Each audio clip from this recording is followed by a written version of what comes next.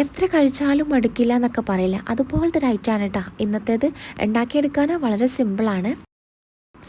ആദ്യം കുറച്ച് പാലും മിൽക്ക് മെയ്ഡും പിന്നെ തേങ്ങാപ്പാൽ നല്ല കട്ടിയുള്ള തേങ്ങാപ്പാലിനെ എടുക്കാനായിട്ട് നോക്കണേ. പിന്നെ ഇതാ കുറച്ച് കോൺഫ്ലവർ വെള്ളത്തിലൊന്ന് കലക്കിയിട്ട് അതും കൂടി ഒന്ന് ഒഴിച്ചു കൊടുത്തിട്ടുണ്ടായിരുന്നു. എന്നിട്ട് എല്ലാം ഒന്ന് മിക്സ് ആക്കിയതിന് ശേഷം നമുക്കൊരു പാലം തിളപ്പിച്ചെടുക്കാം. ഒന്ന് കുറുക്കിയെടുക്കട്ടെ. ഒരുപാട് കുറുക്കിയെടുക്കാൻ വേണ്ടിയിട്ട് കോൺഫ്ലവർ ഒന്നും കൂടുതലായി ചേർത്ത് കൊടുക്കരുതേ.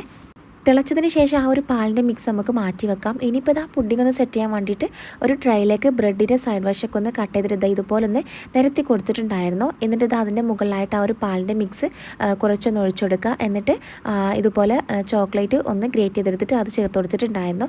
വേണമെങ്കിൽ നട്ട്സ് ഇട്ട് കൊടുക്കുക കേട്ടോ. വീണ്ടും ആ ഒരു ബ്രെഡ് വെച്ചിട്ട് സെക്കൻഡ് ലെയറും കൂടി നമുക്ക് ഇതുപോലെ തയ്യാറാക്കി എടുക്കാം.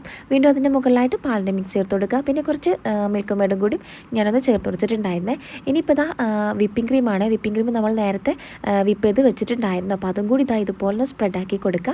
എന്നിട്ട് ഏറ്റവും ലാസ്റ്റായിട്ട് ഇതുപോലെ കുറച്ച് ചോക്ലേറ്റും കൂടി ഒന്ന് ഗ്രേറ്റ് ചെയ്തെടുത്തിട്ടോ അല്ലെങ്കിൽ പൊടിച്ചിട്ടോ ഇതിൻ്റെ മുകളിൽ ചേർത്ത് കൊടുക്കുക കേട്ടോ. പിന്നെ നട്ട്സും അതൊക്കെ ഉണ്ടാകുമ്പോൾ കുറച്ച് റിച്ച് ആവുള്ളൂ. അപ്പോൾ അതുകൂടി ചേർത്തിട്ട് നമുക്ക് സെർവ് ചെയ്യാം. ഒന്ന് ഫ്രിഡ്ജിൽ വെച്ചിട്ട് സെറ്റ് ചെയ്തെടുക്കണേ. അപ്പോൾ ഇത്രയുള്ളൂ. ഇതിൻ്റെ ഡീറ്റെയിൽ ആയിട്ടുള്ള ഫുൾ വീഡിയോ നിങ്ങൾക്ക് വേണമെന്നുണ്ടെങ്കിൽ താഴെ കാണുന്ന ആ ഒരു പ്ലേ ബട്ടണിൽ ക്ലിക്ക് ചെയ്താൽ മതി കേട്ടോ. അപ്പോൾ വീഡിയോ ഇഷ്ടമായി ലൈക്ക് ചെയ്യാനും ഷെയർ ചെയ്യാനും സബ്സ്ക്രൈബ് ചെയ്യാനും മറക്കല്ലേ.